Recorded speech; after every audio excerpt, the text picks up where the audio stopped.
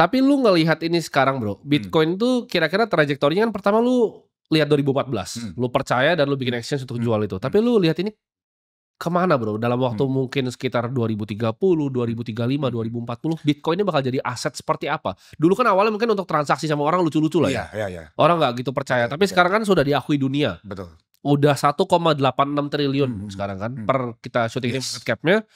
Ini udah bukan aset yang dianggap sebagai bercanda di dunia ini. Ini menurut lu dari orang yang udah ngeliat ini berarti sekitar hampir 10 tahun lebih 10 tahun, 3 cycle. 3 cycle 10 tahun lebih, kemana bro? Arahan Bitcoin ini dan ini akan jadi aset seperti apa? Oke, jadi banyak orang ini nggak sadar ya. Secara ekosistem ini kita ini udah bertumbuh sangat luar biasa bro. Ya.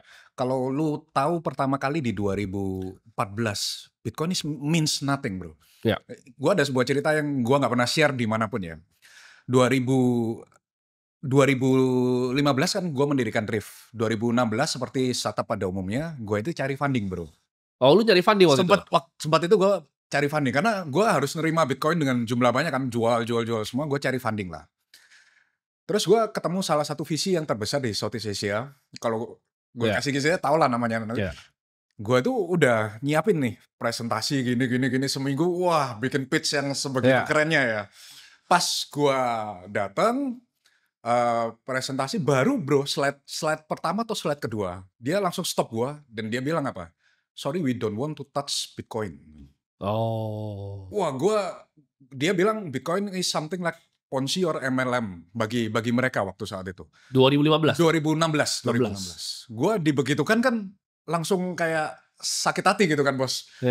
Lu gimana udah bikin pitch, perusahaan lu udah jalan. Lu di stop tuh langsung baru slide kedua. Baru slide 1 kedua itu langsung di stop.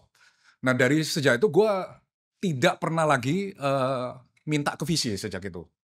Oke. Karena gue merasa wah sakit. Gue merasa Bitcoin diginikan, gue merasa sakit hati. Ini kan barang dagangan gue. Lu belum tahu apa-apa kok udah judge Bitcoin ini MLM atau Ponzi gitu loh. Ya kan? Jadi gue waktu itu 2016 sampai berjalan berikutnya itu gue trading Bitcoin untuk biayain Thrift. Banyak orang yang nggak tahu ini. Oke. Jadi gue trading. Untungnya gue buat biaya operasional, gaji karyawan, gaji server, dan lain sebagainya. Karena at that time, people don't believe in Bitcoin. Makanya gue kan punya moto kalau lu lihat sosmed gue kan, go big or go home kan. Gue waktu itu setelah ditolak itu, gue yakin banget Bitcoin ini gonna be something big gitu loh.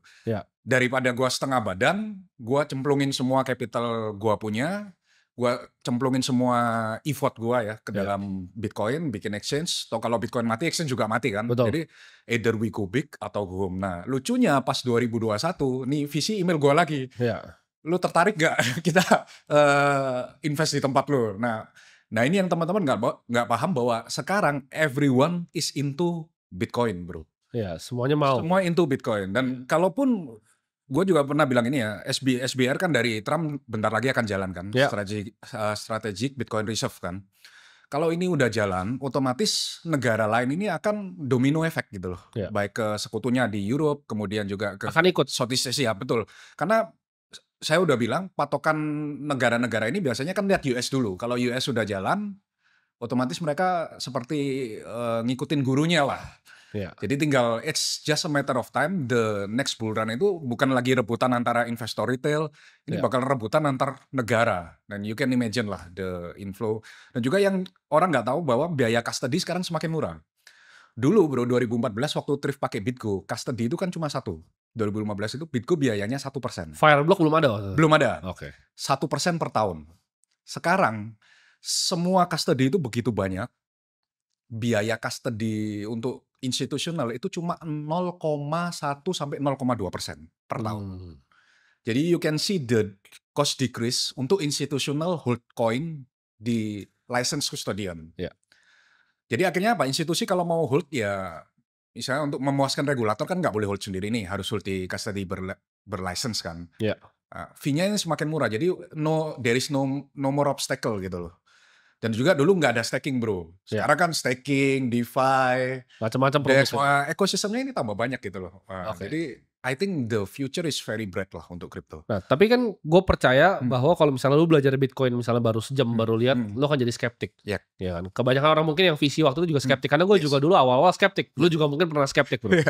Belajar 10 jam, 100 jam, 1000 jam akhirnya jadi Bitcoin Maxi. Jadi Bitcoin Maxi ya. Nah, apa aha momennya ketika lu yakin bahwa ini akan jadi aset yang merubah dunia? Lu inget nggak titik di mana oke, ini beda nih. Karena gue titiknya agak telat. Gue titiknya tuh 2022 akhir. Oh, lu pada 2022 ya? 22 akhir. Gue udah beli Bitcoin, tapi gue nggak all in semua Oke, kayak all in harta ya. gue sampai orang gila begitu. Sekarang kan semua harta gue di Bitcoin. Betul. Yang bikin gue berubah itu pas gue ngobrol sama Sizi. Dia bilang nggak ada aset lebih baik di muka bumi ini. Exactly. Nah, tapi kalau lu apa? Titik momennya kapan waktu itu? Gua jujur waktu bikin exchange itu di tengah jalan 2015 itu gue langsung all in karena gue melihat, nggak tahu ya, mungkin karena keluarga gue kan datang dari keluarga pengusaha ya. Jadi kalau gue lihat something yang business chance atau biasanya apa ya, my gut feeling itu jarang salah gitu loh. Dan gue merasa ini gonna be the next big thing yang orang nggak sadar gitu loh. Karena di mana lagi, it's super liquid bro, super liquid, you can transfer to anywhere, you have the power of your own network, karena istilahnya lu bisa simpan sendiri. Ini the aha moment itu waktu gue lihat ini, semakin gue pelajari, semakin gue pakai, semakin gue transaksi, ya there is no other thing like this gitu loh. Jadi gue decide, gue yakin banget, dari dulu gue yakin banget itu 100.000 itu pasti achievable. Cuma kapannya aja kita nggak tahu. Tapi ini udah achieve, begitu achieve bingung juga, ini kok kayaknya bakal nambah lagi nih harganya.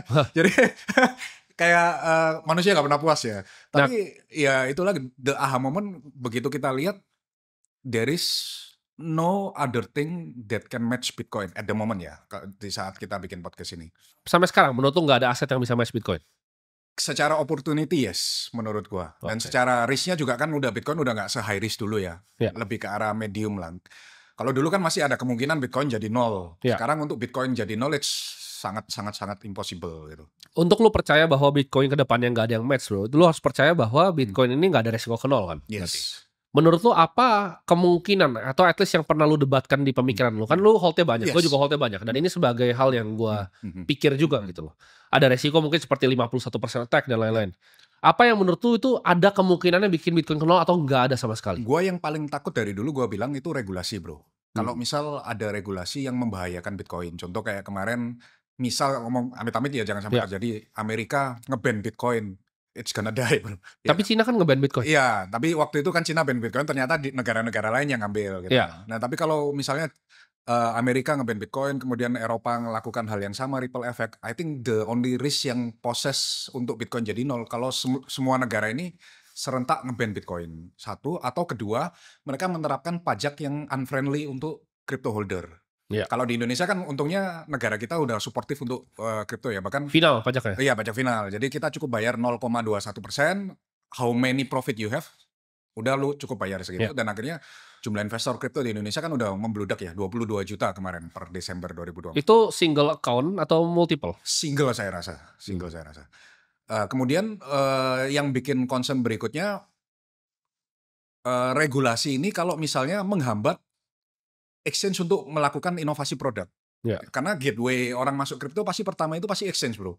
Nggak mungkin dia lari ke DEX, nggak mungkin kan. Pasti yang paling simple deposit rupiah atau deposit US dollar kalau di exchange luar, and then they convert it to crypto kan. Nah, I think 3 ini kalau ini dihambat, ini akan bikin kripto ini grow-nya nggak secepat sekarang. Tapi so far ngelihat pemerintahan Trump, pemerintahan Indonesia juga, kemudian pemerintahan di negara-negara Southeast Asia lain, itu nggak ada yang melakukan itu. Jadi so far harusnya aman sih.